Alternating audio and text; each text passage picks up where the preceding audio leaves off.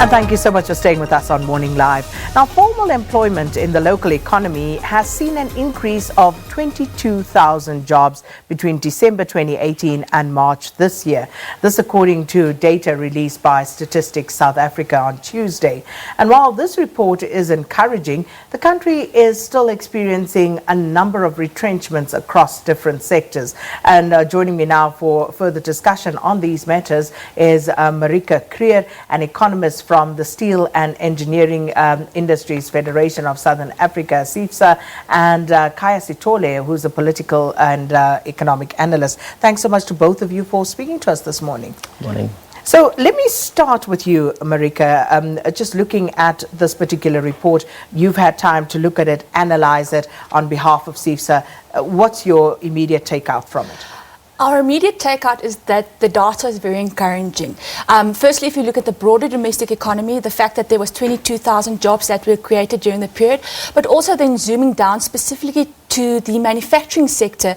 And the reason why we zoom down to the manufacturing sector is because this metals and engineering sector forms part of broader manufacturing. So whatever happens in manufacturing has a direct impact on what happens in the metals and engineering cluster of industries. So the fact that during the 3-month period there was 5,000 jobs that was created within manufacturing, and then looking at a longer time frame, 9,000 jobs for the year, that is very encouraging.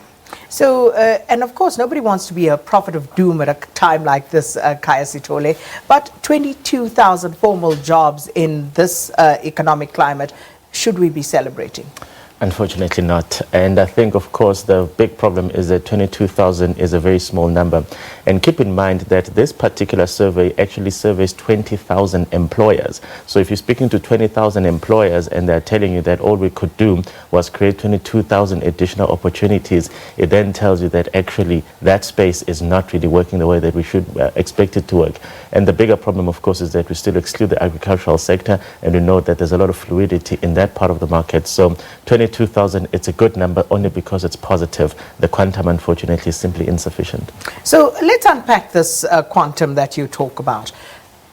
If someone came in from Antarctica right now into South Africa, how would you describe our current employment or unemployment situation in the country? I definitely wouldn't describe it as an employment situation. I'd describe it as an unemployment situation.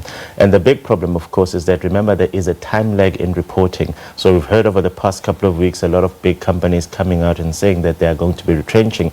But for me, that's not even the big story, because what tends to happen is that the retrenchments process tend to start at the small and medium enterprises. But of course, those are not well known because they're not as visible as they are. So this retrenchment process has started long ago. It's only when big companies come up, because their numbers are much larger and they're far more visible, where suddenly people think that the crisis is new. It isn't. It's been going on for quite a while. And what you're going to see is that when you get the quarterly labor force survey, which I think is due at the end of next month, then you're actually going to start seeing the impact of what really is an ongoing unemployment crisis. And the crisis is getting worse. The important thing with South Africans is that we tend to forget that when somebody from Stats SA comes and says that the economy is in recession, the economy is shrinking, this is actually a subset of the economy. So if you say the big economy is shrinking, well, of course, we need to be able to see that the jobs themselves are reflecting that. So I do think that, unfortunately, over the next couple of quarters, you're now going to see those being translated into numbers. We know one of the issues is that even the process of retrenching itself is a bit of a time-consuming process. So people might commit to saying we're going to retrench now, but they might take some negotiations, and then 2 or 3 months later, then actually the numbers start materializing. So I think we need to look at it beyond just one quarter, but the indicators are not very good. But just staying with that unemployment thread for a moment, you talk about small and medium enterprises where that impact isn't immediately seen or necessarily taken into account. But then at the moment in South Africa, you look at some big companies, some multinationals even, you look at the likes of Standard Bank, you look at the likes of Tiso Blackstar, you've got MultiChoice, you've got Murray & Roberts, you've got Continental Tires. All of these companies are talking about retrenching, and they're talking about retrenching quite large numbers of people. So against that backdrop, once again, what should we make of what Stats SA is telling us? The sad reality, of course, is that unfortunately, if the economy is not growing, it is difficult to imagine that anyone is going to have the capacity to retain the employees that they have, let alone employ new ones. So what the big problem here is that, remember, the multiplier impact of these things is what some of us don't even quantify.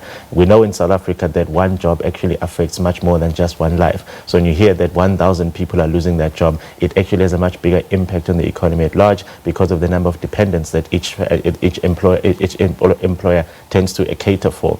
The big issue, of course, is that until we find a way to drive the big economy at large, to say that there's been a change in the direction of the economy, all these players are actually just participants in a system that itself is regressing. So if the big system is regressing, it's very unlikely that everyone is going to say, well, never mind what the big system is doing, we are progressing, because that's just counterintuitive. So I do think that, unfortunately, until we find a solution to the bigger problem, all these big players are going to keep giving us this new data that tells us that things are going in the bad direction. I think in the context of MultiChoice and Standard Bank in particular, what we must also appreciate is that there is the question of the re-employability of the people that are being laid off, because if it's because of the industrialization and the technological advances that Standard Bank and MultiChoice are saying, well, actually, that's the reason we no longer can absorb these people. If we can't find a way of reskilling and upskilling those people, you're actually condemning them to a permanent state of unemployment. It's very unlikely that they're going to get reabsorbed in the short term, simply because no one is employing. But even in the long term, should anyone start to re-employ, they're probably going to find that their skill set is no longer fit for purpose in that particular instance. And just following on from that, Marique, in the manufacturing sector, if you look at the members of SEIFSA, what is the situation like there with regard to the sustainability of this jobs growth, these 22,000 jobs that we've seen? You were initially positive, but how sustainable is it? Our concern is that the increase in formal employment is not very sustainable, specifically if you look at industry dynamics, and also the fact that the manufacturing share to GDP, the contribution to GDP has been declining. It used to be about 20% or so, it's now down to 11-12% at most. Then companies within the sector are facing continuous headwinds. This includes increasing input costs, the volatility in the exchange rate, also the variability in terms of and the increases in operational costs, and also now the implementation of the carbon tax bill, which also is now an added cost on production. Yeah. So this is very it makes the operating environment for companies very difficult. And as a result of these plethora of challenges, companies within the sector are finding it very, very difficult to pass their cost increases onto the market. And as a result of that, they are faced with a situation where they have no other choice but to retrench workers in order to maintain and improve their operational efficiency in the shorter to medium term. So we constantly hear the call from government calling on private sector to do more to help with this unemployment crisis. Are your members able to do more at this point? I think they're doing the best with what they have at this point in time, but there is more need for targeted intervention policies to help growth, specifically growth in the long term. Like Khaya said, if there's no growth, employment will not happen. So we need the economy to grow first in order to create the environment that is needed for jobs to start. But what would you say is the role of the private sector in this regard, in terms of helping to grow the economy? Look, in recent months, there's been a lot of interventions and suggestions and pledges from government side. If you look at the SONA and the pledge by the president to create 2 million jobs within the next 10 years, this is all fair and well, but we need to see the implementation of it.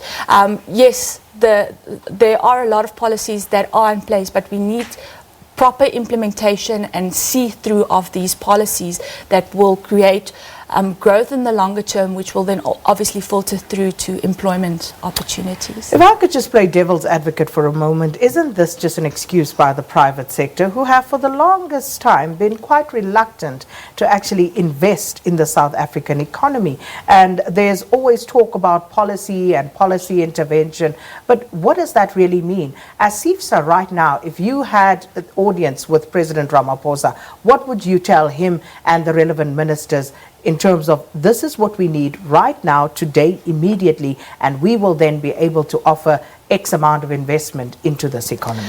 I think for us, a very pressing issue is the aspect of localization, because a lot of companies tend to import because oftentimes international imports are cheaper than manufacturing locally. This then has an impact on the employment numbers. So companies within the industry need more support from government in terms of localization to say, you know what, a certain percentage of products manufactured has to form part of local content. So anything that can be manufactured locally should be manufactured locally. And then I think from there, things will start to pick up and companies will be in a better position then to invest, which will then have positive spillover effects into the economy. Khaya, what's your view on everything that's just been said? And also, what is the obligation on the private sector to, one, help grow this economy, and two, heed the calls from government? So there are a couple of issues that intersect here, and the first one is that we have to go back and talk about this idea of an investment strike. Look, if I was representing business, I'll say to you, if you spend the past 10 years destroying the big economy, well, of course, my investment strike is justified. So what we're hoping to have seen over the past 18 months with the new administration is really the president and the politicians extending an olive branch to acknowledge the fact that actually the way we've conducted ourselves as government didn't actually engender this relationship of trust. You look at the mining charter, for example, where even today, absolutely nobody knows what the country's mining charter is. So those types of problems created this paralysis where people are saying, well, actually, if they're going to leave us with this anxiety where we don't know what the true direction of the country is, we're simply not going to participate in this economy. If I may interject, let's take the mining charter as an example. Even with the previous mining charter, you still found that mining companies, mining houses were very tardy in meeting the obligations that were placed upon them. So, again, not necessarily a valid excuse. Now, for me, that was a problem that the government was not doing enforcement properly, because if the charter existed and it was a law, then your job is to enforce it. And if people are not complying, then you should have some measures of then saying, holding them to account. What we saw is that obviously having dismantled the state accountability institutions, a lot of people know that if you don't comply with BE laws and if you don't do these things, there is no consequence. We saw even examples at ESCOM where BE things became optional. So a company like a Chinese company could come and submit a tender and say, yeah, we're not interested in the BE thing, and the people that the government had put in place to actually enforce these things would simply then say, well, it doesn't matter, let's move on. So I think for me, in the previous iteration, it was really the question that the enforcement wasn't there, not necessarily that the charter was bad, because people had signed up for it, whether they had agreed with it, but at least there had been some consensus. With the new one that Mosebenzi's was trying to put on the table, it looked like consensus would never be reached in the first place, and that became the primary difference there. So also on the question of what then should be the conversation between labor and business and government, for me, it's really just a couple of three things. It's, indigenization, beneficiation, and localization are probably the things that you need to start focusing on, because what we really need to be able to say is, of all the things that we need in order to manufacture, I don't know, a pencil, for example, or a calculator, how much of it are we importing and how much of it can we start doing internally? And I think once you start driving the process from within, then of course you'll be able to pick up parts of the value chain that we currently do not participate in, and then say, well, actually, we can do the skills, we can harvest the skills locally and then start doing these things internally. And then that will start making a dent in the long run. I think the manufacturing sector can probably take the lead in that, into saying to government, here's an example, give them 2 or 3 examples of things that are manufactured, and say, from start to finish, this is where South Africans participate, this is where we import, and this is where we don't have the things. Let us start changing that around so that we capture as much of the value chain we can as a country. And that's just a start. And of course, what that will require us to do is to then look at the various agreements we have with international trade partners.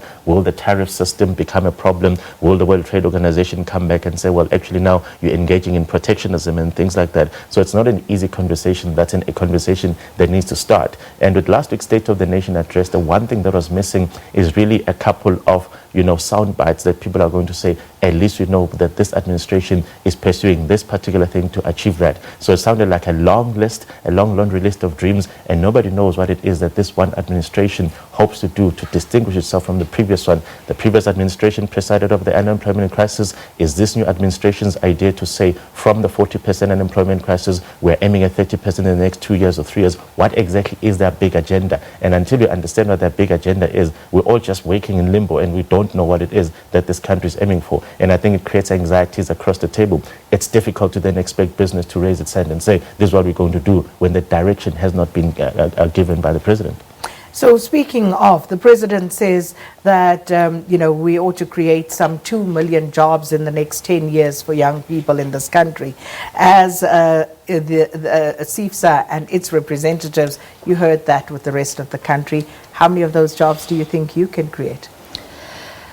It's difficult to quantify it at this point in time because a lot of companies that are represented by SEIFSA are small family-owned companies. So these companies don't make the necessary BEE level requirements. So for them to then say, okay, we can absorb youth into our system to increase our notch in terms of BEE points, at this point, it might not be worth it for them. So that's why I'm saying it's a little bit hard to quantify it because of the fact that there are so many companies that we represent that form smaller and medium-sized enterprises, and our focus is not just on larger enterprises. And see, Marique, if you say to me that it's hard to quantify, I can buy into that.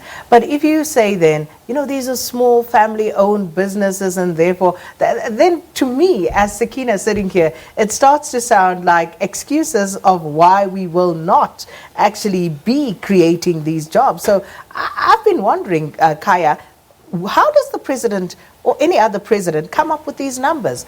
How does he come up with a figure like 2 million jobs? Who gives him these figures? This is a national broadcaster, so the truth is probably not something that we can say. But let's face it, occasionally they just make this up.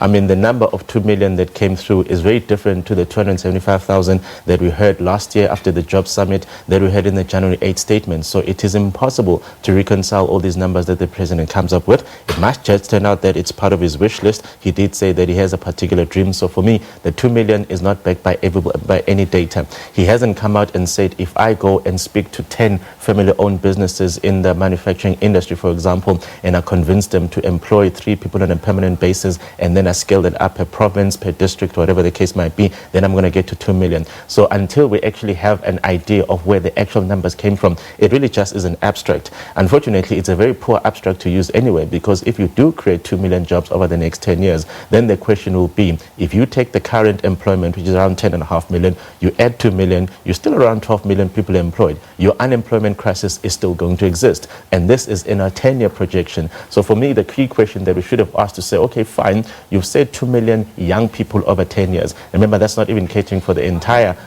working population. You simply said 2 million young people. How many young people join the labor market on an annual basis? And if the number of people that joins the labor market on an annual basis is cumulatively going to be more than 2 million, the unemployment crisis actually will still persist after the 10-year period. So it's very difficult to actually take numbers seriously when no one can actually stand up and say, this is the basis of these numbers, these are the people that we've spoken to, and more importantly, these are the inputs into these numbers. And the question of inputs is very important, so that when things do not materialize, we can always come back and zero in on the one input that didn't work out. So right now, nobody knows what the inputs are. So if somebody says tomorrow, well, actually the exchange rate is collapsing by 10%, I don't know what that does to the number of 2 million. Does it increase it? Does it decrease it? So that's a problem with people just leaving things to be rhetoric and not actually giving us tangible outcomes. And that is why people have been so critical of the State of the Nation address, because it left us all with all these wonderful abstract principles, but nobody knows what's happening today or tomorrow to even start the pathway towards 2 million. Is it something that starts in year 8, or have we already started now?